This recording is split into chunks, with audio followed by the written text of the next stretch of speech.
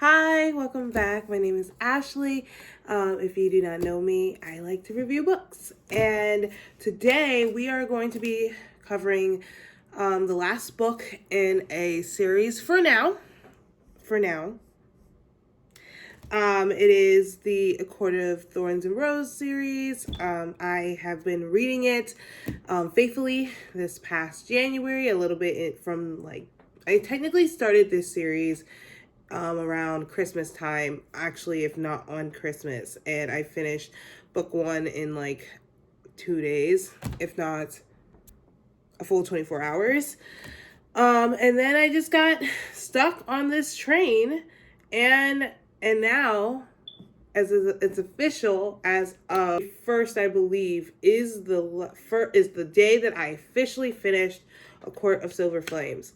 And I'm going to be reviewing it today. So, Court of Silver Flames, 5th book for now in the series, Sarah J. Maas series. My mind is reeling. My mind is still very much in this headspace, even though I'm trying to read other books because I did finish this book late.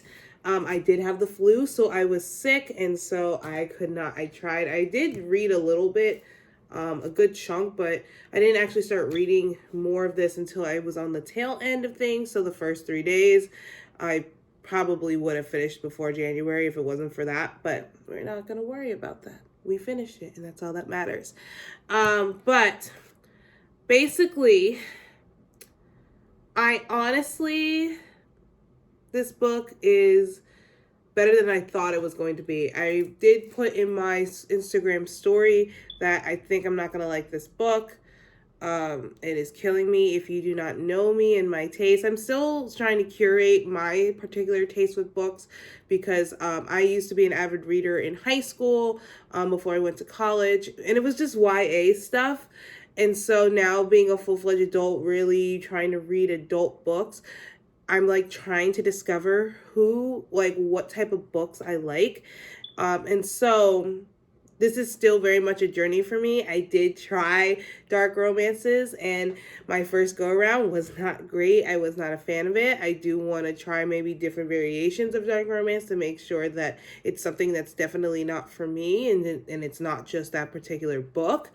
But when it comes to romances, I'm a big romance girly. I like my fantasy romances, hence this. But within the romance genre, I like particular romance tropes. I'm a very big enemies to lovers. I'm not a fan of Insta love. Insta love just seems too easy for me. I don't know why, but I do appreciate a relationship, the unrealistic ones, of course, where the guy wholeheartedly simps on his girl, just wants the best for her. Who wouldn't love that?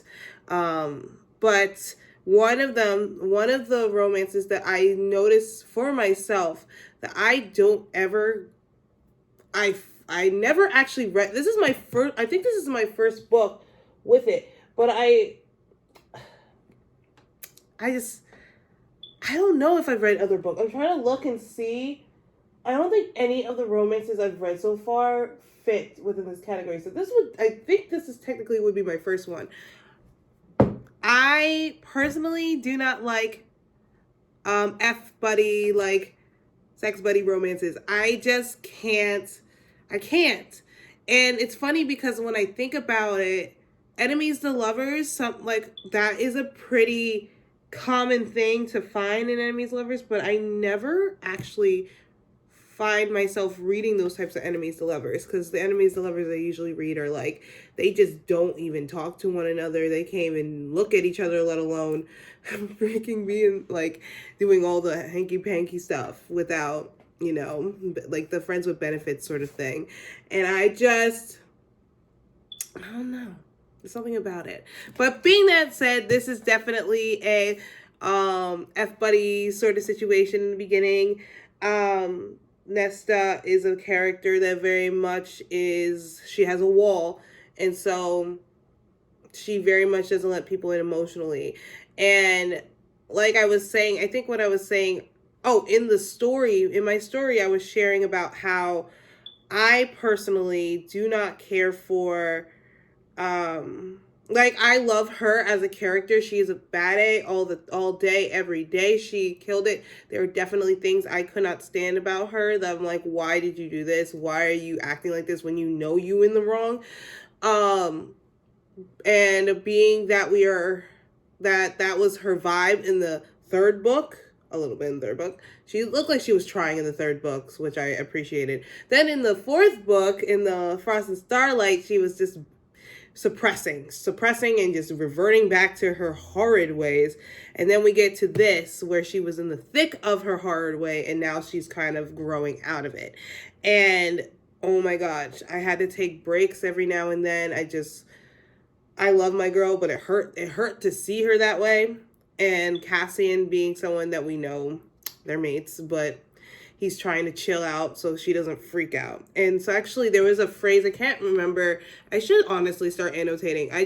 I'm not an annotator, but there was a specific line in here that was mentioning how Nesta is like a wolf that was like she's a wolf that didn't know she was a wolf, and that she was been encaged this whole time, and when people try to help her, she snaps. And she doesn't know how to trust people. And I relate to that, because being a dog owner myself, that's very much an abused dog thing. Like, they don't even know that you're trying to help them, and they just see everything as a threat. And so I did understand that fully, wholeheartedly. And I was like, that really does explain Nesta very, very well. And in the beginning, I didn't care for all the friends. I didn't care for Gwen and Emerin. I just didn't care until we started to learn a little bit more about them. And I actually, they're still not my favorite characters, but I enjoyed them for what it's worth in here. And by the point where they were, all training and things, I very much was like, I love this for her. Low key, they're like a bunch of girls. Basically, the whole thing is like overcoming trauma. And someone told me, there was a TikToker that, like a therapist TikToker, I can't remember her name, but she was talking about how each of the sisters, the Archeron sisters, go through trauma, and they exhibit it in different ways. And Feyre is kind of like the one that's like, she goes through trauma, but she fights through it. She literally does the work to make sure she can, still live and grow. And Nesta was one of those people that just gets stuck in it. And for her, being when she was poor, her abusive mother, her neglectful, oh my God, I can speak, neglectful father, and with all the craziness, being forced to be turned into Fae. This is also a spoiler review, so I'll make sure to put that on there. But she's been through so much, and has a lot of regrets and a lot of guilt about things she's done in her past, and it keeps her frozen in it. And with the other girls, they've been through their own assaults and abuses, and they also are growing. And so it's like overcoming together, taking back your power, not letting your life be dictated by fear. And I loved it. And I actually wholeheartedly related to the idea that Nesta was sharing about how she felt like she always did something wrong. Like, what's the point when I try my best to be good and I do these horrible things? I keep hurting people. And I was like, oh my God, I get it. And while I personally would never go through what Nesta has gone through in regards to her coping mechanisms, I wholeheartedly respect and understand the pain and the initial core issue. And so when I started to see more of those things come into play, I really was intrigued. And I feel like my love for her just completely solidified. And she will probably always be my favorite morally great character for a woman. I don't think I've ever read a lot of books where the female is also a morally great character. And that's actually something that came up because I was talking to my friend, love her to death. She's very big into the series, and she mentions how Rhysand and Nesta are very similar people in regards to their core values, which is why they clash a lot. And so basically, a lot of people love Rhysand, but hate Nesta. And it's confusing for me because they justify Rhysand, but they don't justify Nesta when they both been through a lot of trauma. And I feel like it's double standards, I think, for sure. I think they're harder on Nesta just because it's a girl. Because honestly, she is the epitome of a morally great character. I feel like when we meet Rhysand, he's coming from a different stage in his life, so he's a little bit more, like, he still has his issues, clearly, in this book. But I think that we were meeting him at a different place, where Nesta was hitting rock bottom, and we see her growth. So I think that's a big difference to consider. But I love Nesta. I am a Nesta stan.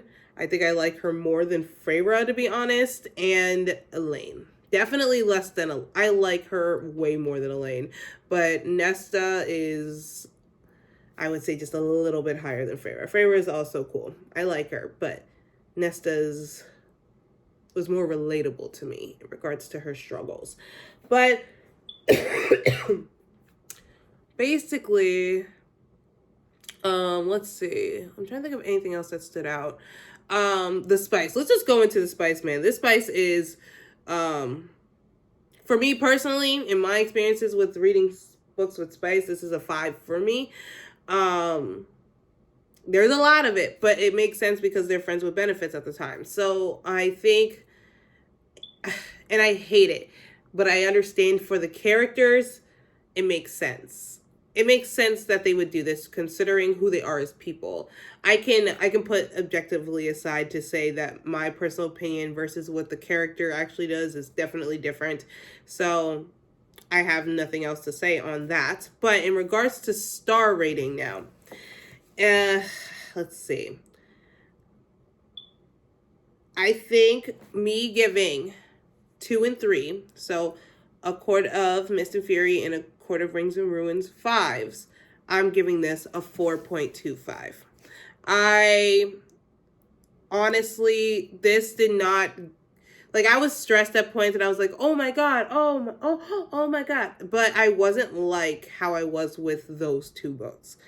Those 2 books get me emotionally charged in a way that I can't even physically describe. The only other books that probably did that for me was Iron Flame, to be completely honest. So this is going to be just a little bit lower. It's a great book though. It's just not my favorite in the series still. I love the message behind it, the taking back your power. I like how they got together at the end, so very much a happy ending sort of vibe. But yeah, I can't think, maybe I might do a video at some point. I might even just do it after this video on ranking all of the books.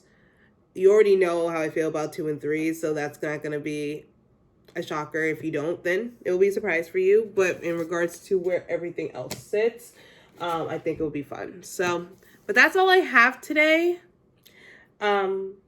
I highly suggest you check out the series if you're interested in magic and complex worlds and battles and angst, and if you love all those things, then you should definitely pick up this series.